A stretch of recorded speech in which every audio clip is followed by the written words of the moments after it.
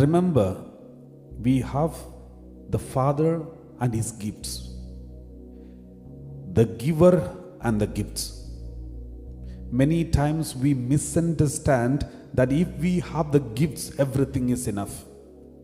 If we have gifts, it is sufficient. For example, people see, Lord, give me a job, everything will be okay after that. They think if they get a job, their whole life will be changed. Their whole life will be happy.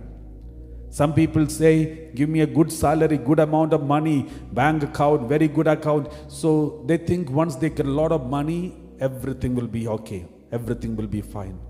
Some people think of a relationship, their husband, a boyfriend, a girlfriend, or somebody. Lord, give me this person as my husband. Give me this person as my wife. Everything will be all happy in my life.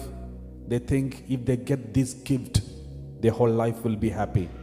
Sometimes they think, give me healing. Once I am healed, I will live for you. I will do for you. I will die for you.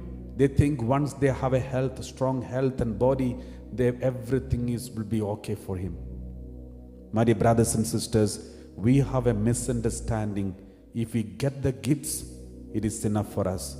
Certain gifts, we are sufficient. And we forget the giver. There is a person in the Bible, the prodigal son. He was with his father, very good relationship, very happy family.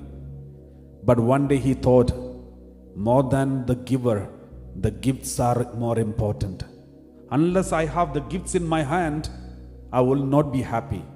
It's not enough that the giver is walking with me. I need gifts. Then he came to the giver, the father, and said, Father, give me the gifts. Give me the property. I will be happy. Then father gave him the gifts. Leaving the giver, he collected the gifts and he went to a distant country thinking everything is enough for him now. His life will be beautiful and happy. And he thought he gained the whole world.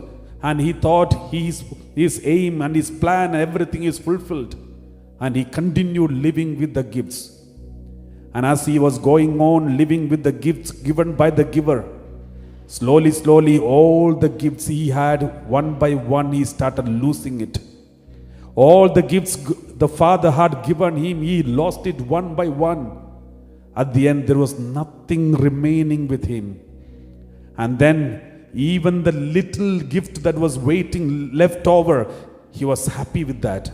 But even those gifts were taken away. It's gone and lost. At the end, he ended up in the pigsty.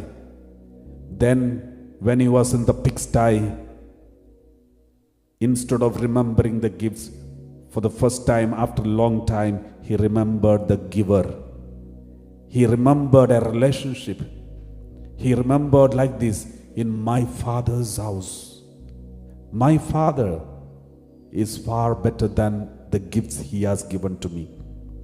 We read Gospel Luke chapter 15 verse 17. We read like this.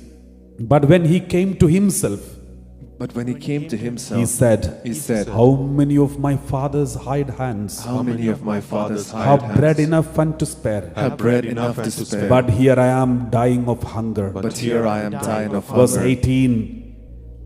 I will get up and go to my father. And I will say to him, Father, I have sinned against heaven and before you. He said, I will get up and I will go to my father. See, he remembers the relationship.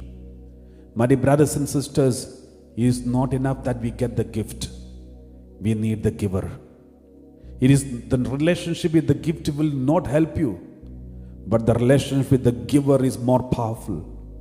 At the end of living with, once you get the gift, you will be happy. But unless you get the giver, never be happy. Never try to be happy. Never believe that you are happy. Unless you get the giver. Because this boy, when he got the gift, he thought he's happy. He went away from his giver, the father, and he spoiled everything, he lost everything. And at the end ended up in the pigsty. Then he remembered his father and he said, I will go to my father. He remembered his relationship. He knew the giver is far more important and precious to me than the gifts. And after that, I'm sure he never have never left his father. He never asked for anything from his father. He never wanted anything from his father. He only wanted his father because he valued his father more than anyone else in this world when he had this experience.